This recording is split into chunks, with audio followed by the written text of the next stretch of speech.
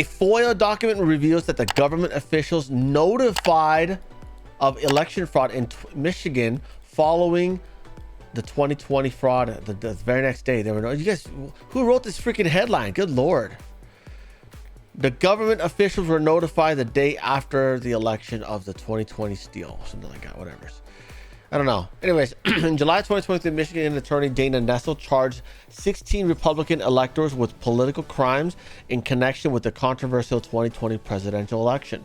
The alternate electors, which is a completely legal and regular thing that they've had in the past, in Michigan, many of them senior citizens, were charged with 8 felonies each, which could mean spending the rest of their lives in prison if AG Nessel has her way. Each of the 16 defendants was charged with the following felonies. Well, I'm not gonna read all these. During her staged press release where she announced the bogus charges against the GOP electors, Michigan's politically motivated Attorney General Dana Nessel stated the electors were guilty, which is a curious statement to make from Michigan's top law enforcement officer, knowing the electors haven't even had their day in court.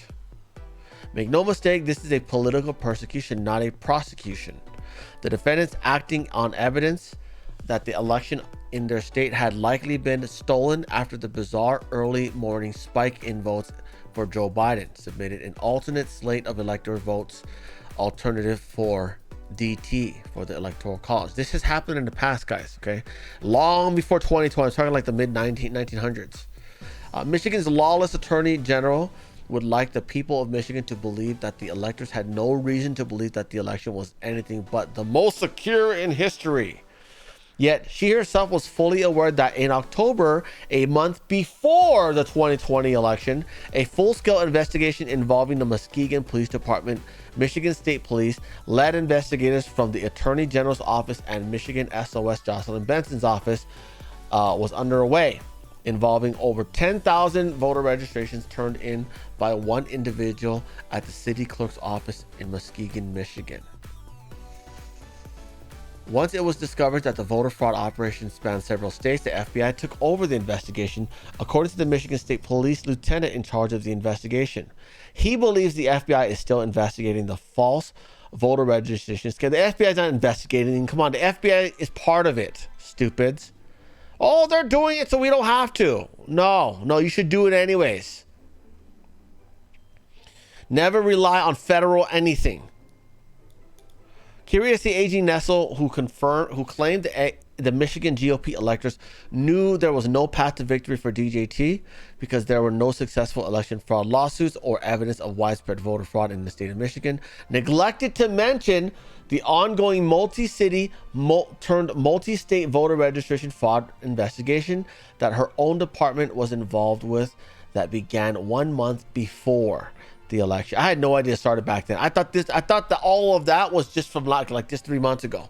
Because remember we talked about this 3 months ago. That organization, remember, that did these voter registrations in multiple states? Yeah. Now there's even more evidence that Dana Nessel knew about selection fraud in the 2020 election in Michigan, and she hid this from the public. Investigative journalist Yehuda Miller obtained documents from Michigan through a FOIA request and shared the initial release on Twitter on Thursday evening. Earlier in the week, Yehuda reached out to the Gateway Pundit.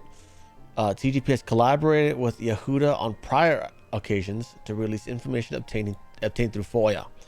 The DOJ officials knew on November 5th, the day before, 2 days this is 2 days after. 2 days after the election, that there was a very suspicious accusation of voter fraud reported at the TCF Center in Detroit from election night. Yeah, remember that was the place where they were covering the glass windows, remember? Remember when they went to lunch and then they only bought lunch for the Democrats, so the Republicans had to leave to get lunch, and then they locked them all out, and then they didn't let them back in. And then when they started recording, people were forming human walls to block the recording of what the hell they were doing, probably running ballots over and over, right? And then they end up putting the paper on the poster board on the glass. Yeah, that was Detroit. Yeah. On November 5th, in a November 5th email, Troy Cummings, a Michigan attorney, contacted Matthew Schneider at the DOJ to report an egregious situation at Detroit's TCF Center involving the counting of ballots and ballot fraud in Detroit. The email to the DOJ included photographs supporting the allegations. Matthew Schneider found the claims alarming and requested an FBI investigation. He forwarded the information to several DOJ officials at the time. Cummings detailed in his email, I'm not going to read all that. But anyway, Schneider then forwarded Cummings' email to David. Now, I'll park it like this if you guys want to pause it and read it yourselves. Schneider then forwarded Cummings' email to David Nance at the FBI's Inspection Division, including Richard Donahue from the Office of the Deputy Attorney General, Don Eisen from the Office of the U.S. Attorney for the Eastern District of Michigan, Mark Chutkow, also from the Office of the U.S. Attorney for the Eastern District of Michigan.